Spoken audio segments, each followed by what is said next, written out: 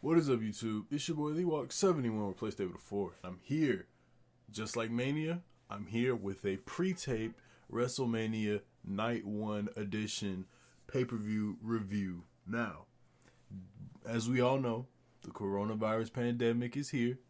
It came, it has conquered a lot of things, including WrestleMania being inside of the Tampa Bay Buccaneer Stadium. So now WrestleMania emanates from the Performance Center in Orlando, Florida. So they're still keeping it in Florida, in front of an attendance of 0 people. Now, this show was taped 2 nights, so I believe every match was inside the Performance Center with the exception of 2 matches, that being Taker's match, that was tonight. Tonight, because this was pre-taped. That was tonight, and then you have the Cena and Fiend Firefly Funhouse match that's tomorrow on night 2. So basically they kind of took the concept from New Japan, from Wrestle Kingdom, and made it 2 nights. But this night felt more like just like a extra Mania. It was just like a bunch of matches I wouldn't say you didn't care for, because they did put some matches on there. But I don't know, this felt more like, I guess, like, how do I describe this show? Because it didn't feel like a Mania at all. It felt weird, and it's probably because it was on a Saturday. And usually we all know that we have like the takeovers or a WWE Hall of Fame ceremony tonight, or there'd be something. Because I remember last year we had that New Japan Ring of Honor show. We had like a bunch of different stuff Saturday last year, so this is interesting. But yeah, like I said, performed in front of nobody in the Performance Center. Let's get it started. We had a pre-show match, Drew Gulak versus Cesaro. Match didn't really, it wasn't really much. I wasn't really paying attention. All I caught was Cesaro won with the airplane spin instead of the neutralizer, so that's interesting, I guess. They literally announced the match existing, like, today, the day of the show. They was, like, in the morning. They was like, oh, yeah, our pre-show matches. We got Drew Gulak and Cesaro on tonight. They didn't even say tonight, because they never confirmed which matches was going to be on which night. They was like, Drew Gulak and Cesaro. And then Liv Morgan's gonna face Natalya, but they never said which one, so I guess we know which ones. Anyways, after that, the pre-show, we open up the pay-per-view with Stephanie McMahon talking, saying, due to current circumstances, we can't perform this in front of 80,000 screaming fans. We can't do none of this stuff we wanted to do, so instead, we're gonna perform it in the Performance Center in a closed area with nobody watching. We're all just going to be watching at home, trying to take our mind off everything. Then they did the America the Beautiful, which I actually thought was pretty creative. They basically just made a compilation of all the people they've had sing America the Beautiful at WrestleMania. So from Aretha Franklin to Fantasia to Boyz II Men to John Legend. I didn't realize, like, not even trying to be funny, I didn't realize they had a lot of black people singing America the Beautiful for WrestleMania. It started off, it was nothing but black people. Then we got to like Willie Nelson and then whoever else. But it was like, they had Fantasia, John Legend, Little Richard, Boyz II Men, somebody else. It was a bunch of people, bro. Ray Charles. It was crazy. I didn't even realize they had that many people sing America the Beautiful like that. It's crazy. But I thought it was pretty creative. They just compiled all the people singing it and just made it into one. So I thought that was pretty dope. So we open up the show with a WWE Women's Tag Team Championship match. Alexa Bliss and Nikki Cross versus the Kabuki Warriors, Asuka and Kairi Sane. Now, if you know, Asuka and Kairi were the ones that beat Bliss and Cross at Hell in a Cell to win the tag team title, so I guess it's just full circle. The build for this match is pretty much was literally just Bliss and Cross had a match on SmackDown. Asuka interfered. Now we got a tag team title match. The match itself was cool. It was a cool opener. It just kind of got awkward at times because you're literally just watching people wrestle inside of an empty arena for like 2, almost 3 hours. It was cool. Like, I like the different stuff they did. Like, there was a near fall where Kairi Sane hit the insane elbow onto Nikki Cross's back. We got the interceptor from Kairi Sane at one point. I thought that was cool. Nikki Cross had her own Hulk Hogan moment where instead of ripping the t-shirt open, she opened up her vest I don't know. We get towards the end of the match. Asuka gets taken out. She was trying to run at, I believe, Nikki Cross, and she ends up running into the steel apron or whatever. And then Kairi Sane gets taken out with a what does Nikki Cross call her finisher? It used to be called something, but I'll just say the twisting neck breaker, and then Alexa Bliss hit the twisted Bliss for the win. So Bliss and Cross are now 2-time WWE Tag Team Champions, Women's Tag Team Champions. So that I guess that's cool. I didn't really like it. I prefer to have I prefer to have the Kabuki Warriors as champion, just because it kind of fits them. The titles fit them better than anybody else. So I would prefer for them to still be champions, but I guess Bliss and Cross are gonna be champions. Whenever we see wrestling again, I guess we'll know what they'll do with them next. So okay. So after that, we got Elias versus Baron Corbin. I wish I could tell you I care for this match. I didn't. There was an angle on SmackDown where Elias was taken out by Baron Corbin, where he was knocked off of a platform and just died. So Corbin was under the impression that Elias was not coming back. So he told the referee to count. Elias came out. He hit Baron Corbin with the guitar, and then I wasn't really paying attention from there on. What the fuck? Hold on. What the fuck? I need to mute my phone. Where my phone at? Oh, well, y'all just going to have to hear that again. Oh, it's in my pocket.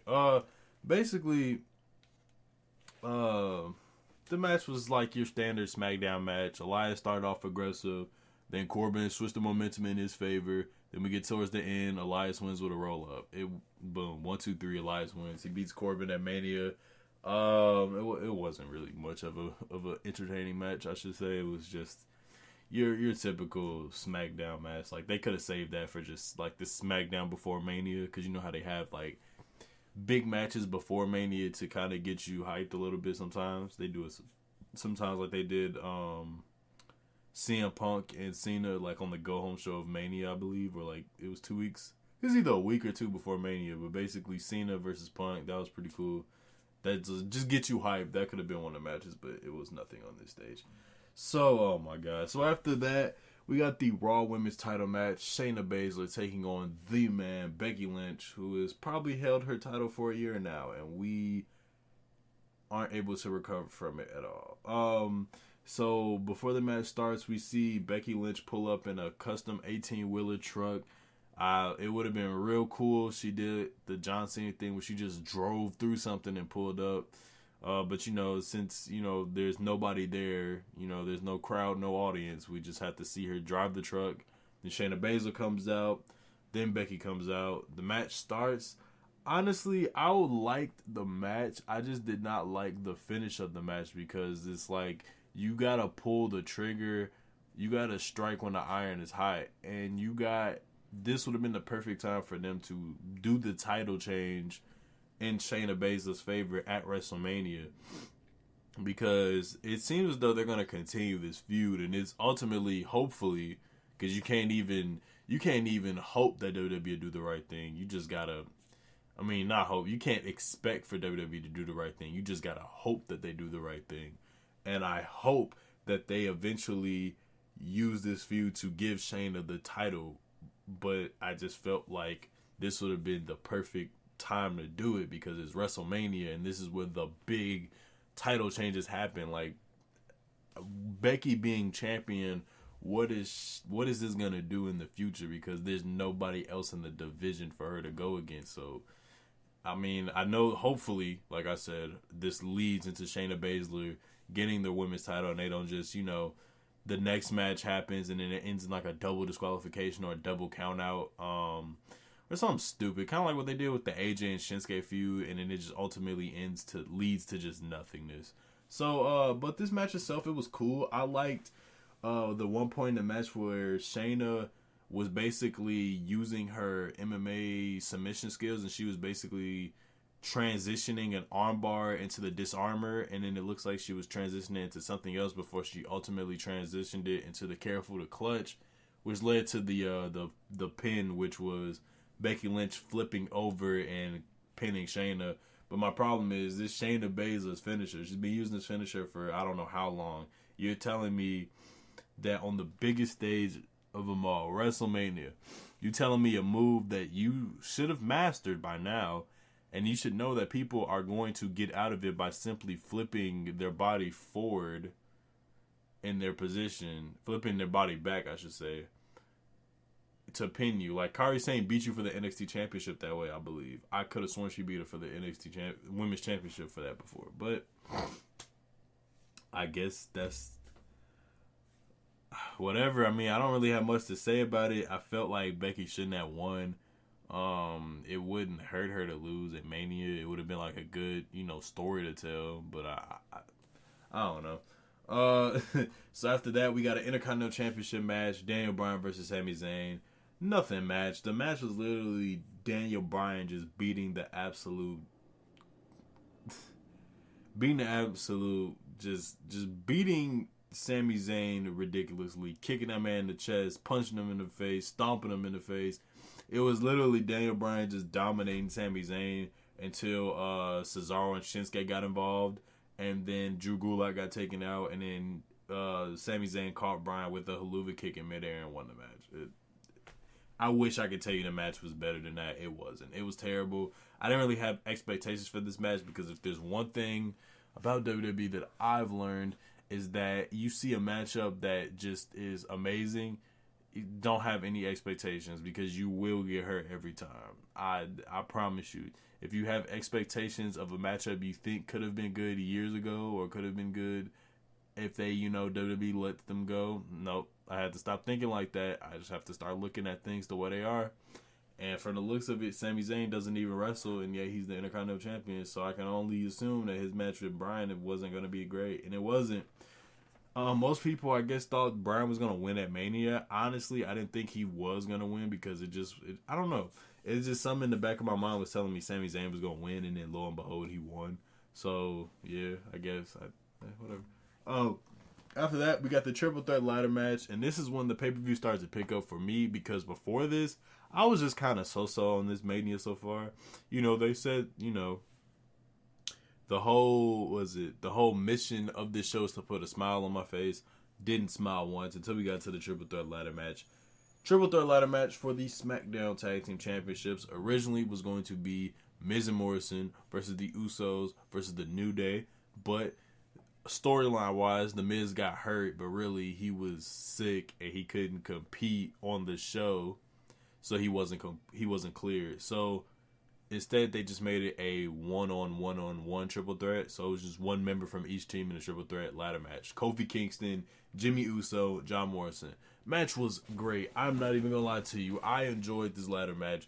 Ladder match is probably one of my favorite gimmick matches. Hell, probably my favorite just match type ever because it is so hard to have a bad ladder match. You literally have to not do anything to have a bad ladder match. It's so easy to have a decent ladder match at that. Like, Elimination Chamber, you can have a bad Elimination Chamber. We just saw 2 of them this last month. Hell in a Cell, we've had 2 years of terrible Hell in a Cell matches. You cannot mess up a ladder match. And this one, I really had expectations for this because they had Jimmy Uso, Kofi Kingston, and John Morrison, 3 of the most high-flying dudes on that SmackDown roster. So I got expectations for this match because I know that they can do it. And they did. I'm not going to go, move by move because I don't remember everything, but there was a lot of cool stuff. I like Kofi. He did a diving foot stomp. Not a diving foot stomp, like the cave-in. I don't even know what you would call it. But the where he just jumped off the ladder and just planted his feet into John Morrison's chest. And I thought that was pretty cool. There was a spot where Kofi and Jimmy Uso was like fighting on the outside, and pretty much Kofi set up a ladder bridge that was never even used. That hurt because I love those spots. And basically, the Usos and the New Day have a mutual respect, and he said, yeah, you got heart, but I'm gonna have to kill you, basically. It was messed up because, like, since there's no crowd, you can hear what the wrestlers are saying to each other. So it's like kind of adds to the match in terms of like dialogue and whatnot. It kind of makes it more like a kind of like a, I want to say an anime fight, but kind of like either an anime fight or just a TV show fight where the people are like going at it, but they can still, create dialogue within it and you can actually hear it. So he was like, yeah, you got heart, but I'm gonna have to kill you, basically. So he was about to put Jimmy Uso he put him on the ladder bridge. He was about to put him through it.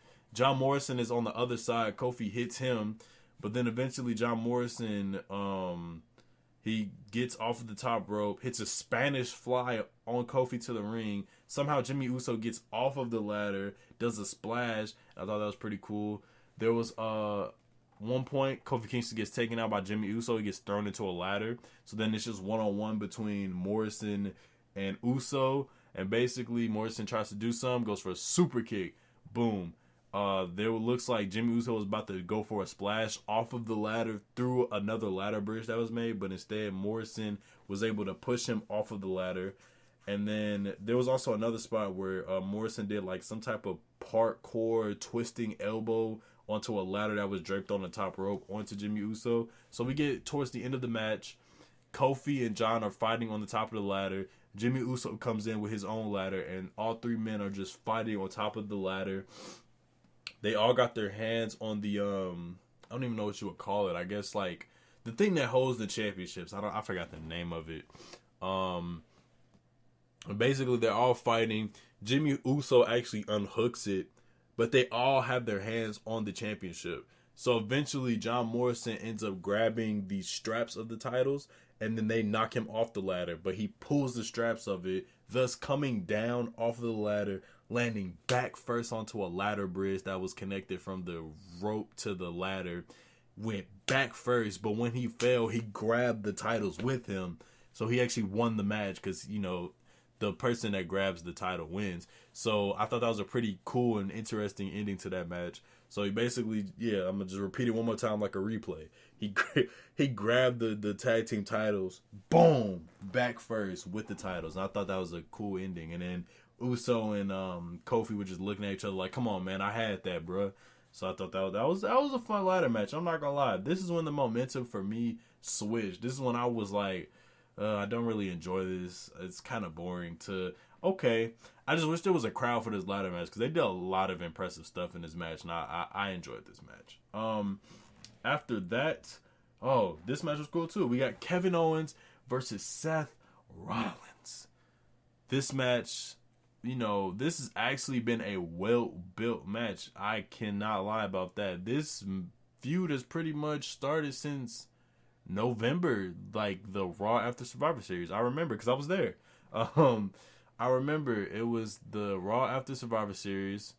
Raw lost, and Seth Rollins was pretty much trying to say he's the leader, even though he wasn't the Universal Champion anymore. He was pretty much saying he's the leader. He thinks everybody's weak because they just gave up.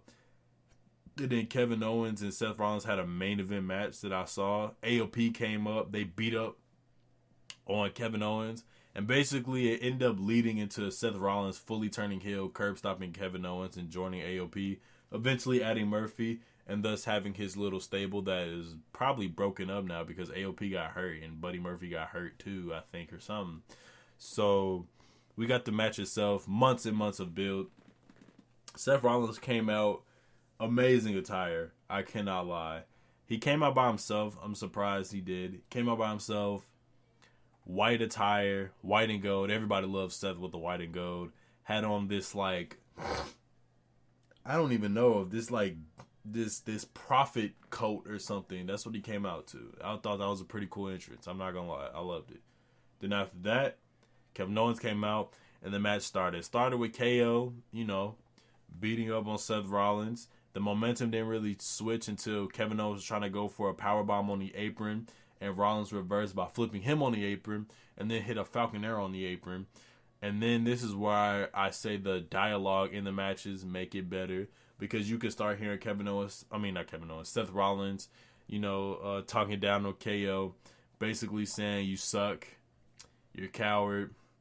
How would your kids think of this, while hitting suicide dives? Then he brings him back into the ring and he's beating up on Kevin Owens again. And then eventually it switches over into KO's favor when he hits a DDT, hits a swanton bomb for a near fall, a pop-up power bomb for a near fall, bunch of different moves and whatnot. Then after that, the action spills to the outside where Seth Rollins hits KO with a ring bell. The referee calls it, ding, ding, ding. The winner at the time was Kevin Owens. So after that, KO got back into the ring, and he was just like, oh, because Seth was like, this is your WrestleMania moment. This is your moment, huh? And then KO was like, oh, he said, oh, those were actions of a god. Those were actions of a little bitch. And I was like, okay, this is lit. This is lit. I see what they're doing with KO. I think they're trying to, I wouldn't say make him like Stone Cold, but Stone Cold like in terms of, making him a fighter, but he also can just, just say whatever he wants because he said bitch a lot in this match. So then he said, I'll challenge you to a no disqualification match. And I guess since there's no authority figure anymore per se, the match just happened. So it became a no DQ match. And then Seth Rollins just started beating up on KO with the chair. It was hilarious. He started hitting him with the chair, and then Kevin Owens called him a bitch again. And so he just started beating up on him with the chair again. Then eventually KO, fights off the pain, hits Seth Rollins with the ring bell twice, puts Seth Rollins on the announce table, manages to climb on top of the WrestleMania sign, jumps off, does a senton off of the WrestleMania sign, kind of like Shane McMahon, through the announce table, and they both died for a second. Then eventually, KO brings Rollins into the ring, hits a stunner, and wins the match. And I thought that was a pretty good match. It was very entertaining.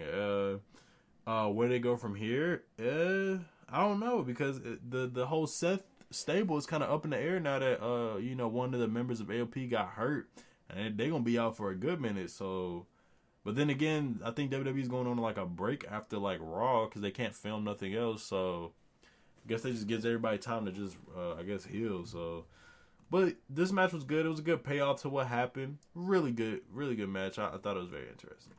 So after that, we got the WWE Universal Championship match, originally scheduled to be Roman Reigns versus Goldberg, but Roman had to pull out because he doesn't want this coronavirus and all this stuff to affect his immune system because, the cancer he has. He doesn't want that to trigger anything, so he pulled out from the match. So Braun Strowman got put in. They called it audible. Now, the way they set it up, they just announced it on SmackDown. They was just like, at WrestleMania, it's going to be Braun versus Goldberg. No mention of Roman at all. I promise you, there was nothing mentioned at all. Match happened. The Goldberg goes for like 5 million spears.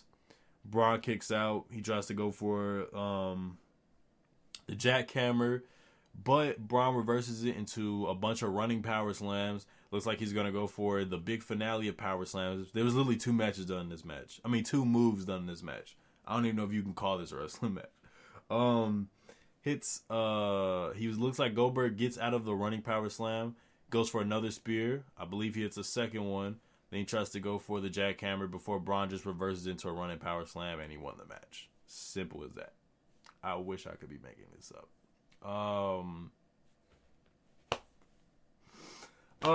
So Braun is the Universal Champion. Honestly, this just goes back to the whole Bray situation. Goldberg should have never won the damn title, because if all of this happened, because their whole plan was to have Reigns win the Universal Championship. But because of everything that's going on, Reigns didn't even get the Universal Championship match. So you really had Bray lose to Goldberg for no reason. You could have did the story of Bray versus Cena, where Cena's trying to get his 17th championship, and Bray's trying to define his legacy by finally beating Cena. But instead they did this. Braun's the champion. Nobody cares, Braun. I'm not gonna lie. No one cares now because he just talking down on all indie wrestlers. And once you do that, once you talk down on indie wrestlers, you pretty much are null and void in the IWC.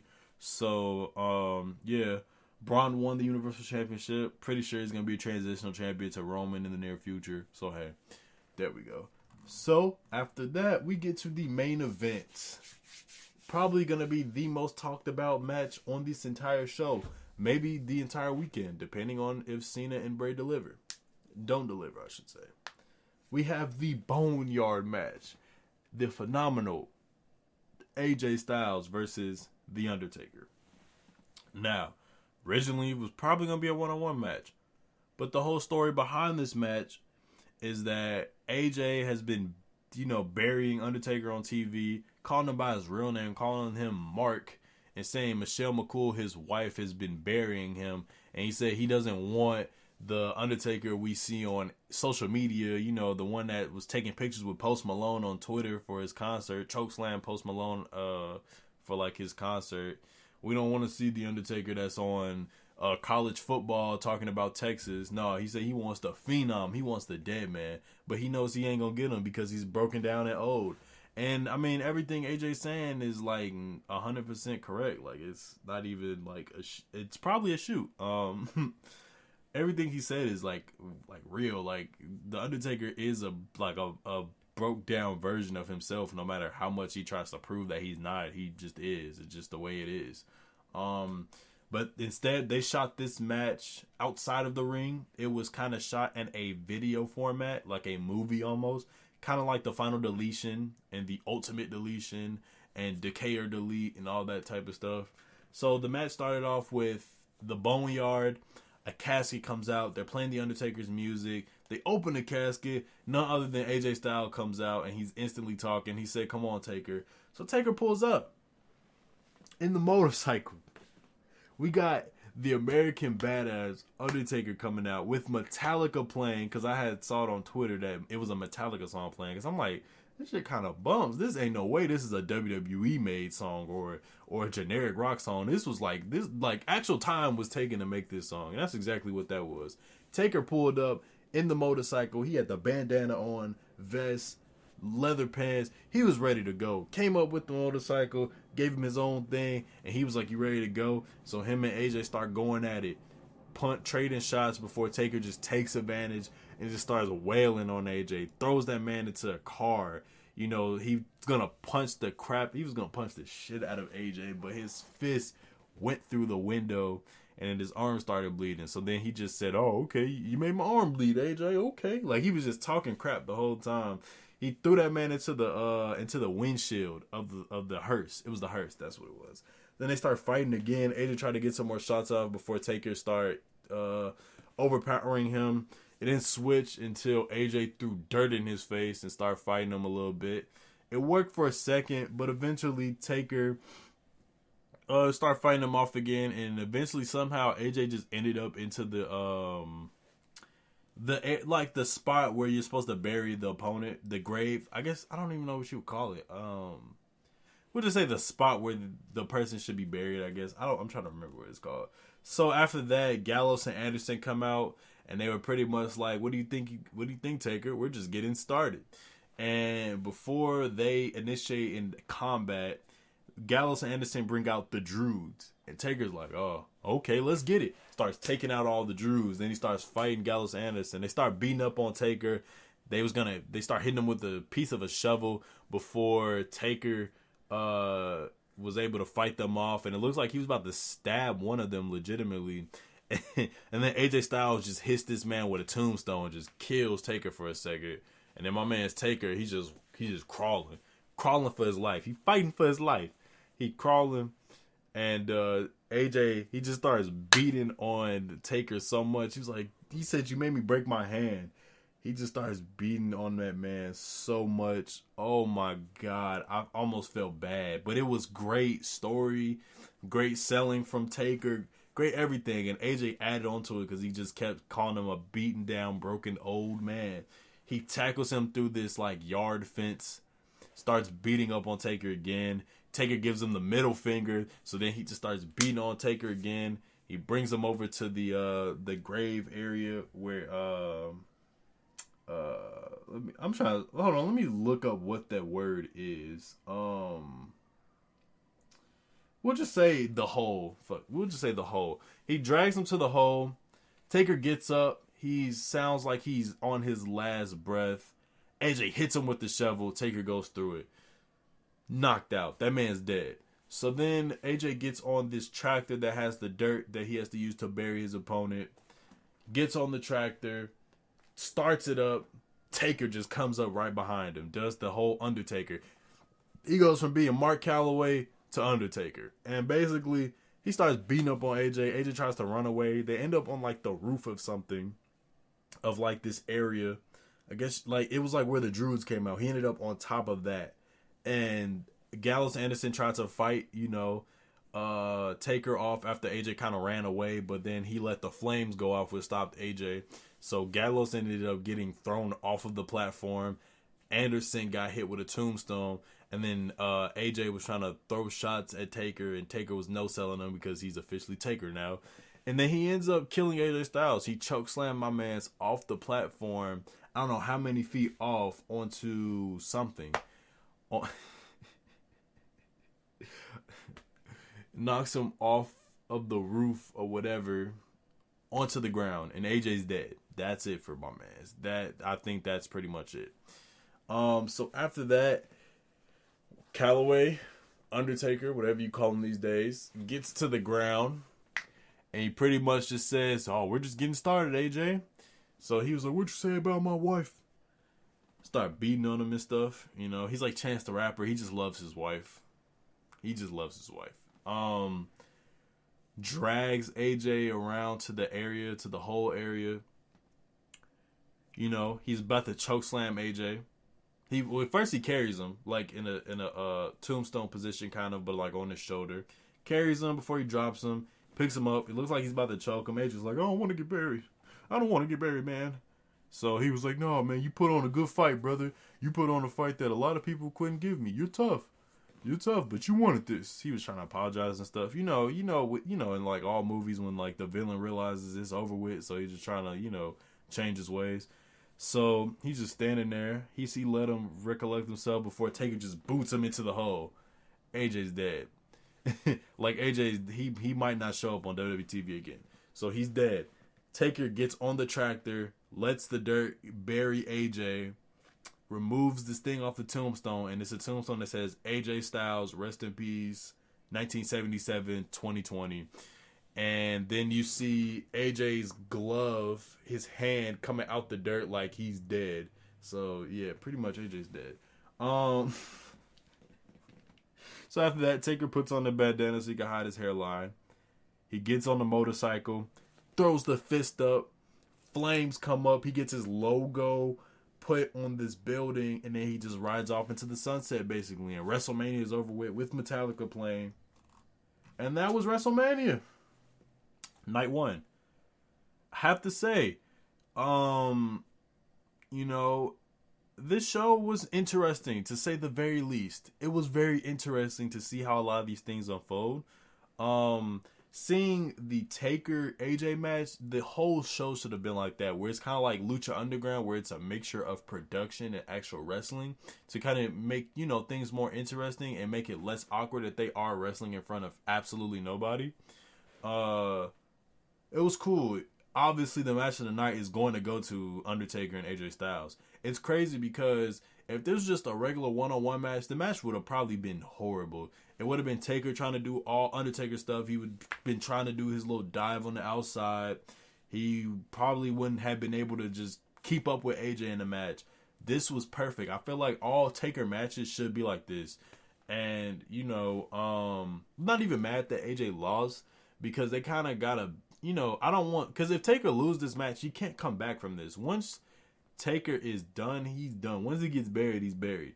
I feel like Taker's last match should be against Bray Wyatt, The Fiend. And kind of take that character of being the most creepy person on the roster. Like, that should be Taker's final match. It should be against Bray Wyatt, and then he can pass the torch to Bray. That should be his final match. Whenever that match happens, who knows? But yeah, I feel like a lot of this show, and I know tomorrow's show's not going to be like this, but tonight's show should have been like this, or just a production where people might start wrestling in the ring, and then it just goes into whatever creativity they want it to. But it is what it is. I can't say I hated the show. I can't say that.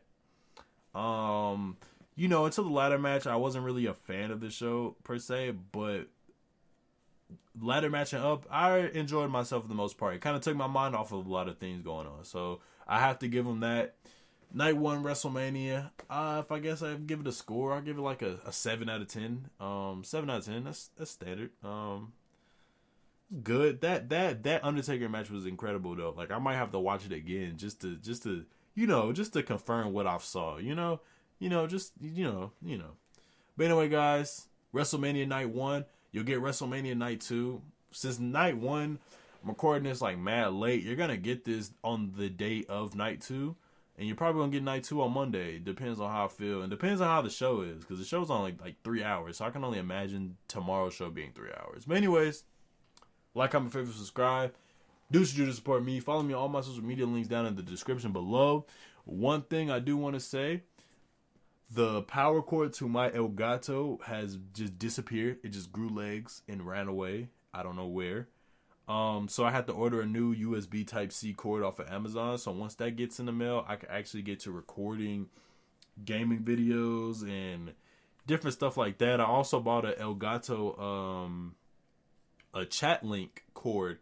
So now I can record my gameplay with the party without doing a bunch of extra stuff. I just said, screw it. I just said, I'll pay the $10. It's a worthy investment. So now I get to record my parties when I'm playing like 2K or if I'm playing Call of Duty Warzone or if I'm really anything. Because, I'm always in a party when I'm on my PlayStation if I, playing some multiplayer. So you'll finally be able to get that content because I do want to bring that content back to the channel because the wrestling videos, they're cool. I always do the reviews because I just like talking into a mic and I like giving my opinion about stuff, so... This will never not be a thing, but I also want to add other stuff to the channel just so I can, mix it up so I can have more gaming stuff because I have missed doing that on the channel for a minute. So I'm going to get back into it. But yeah, like I said, do everything I said. Follow me, the social media links, Snapchat. No, not Snapchat. Twitter, Instagram, Facebook, the main 3. Twitch. I believe I have a Twitch. I don't use it. I should use it, but I don't. Yeah, those 4. Anyway, guys, I'm out. Peace. And wash your hands. Please, wash your hands.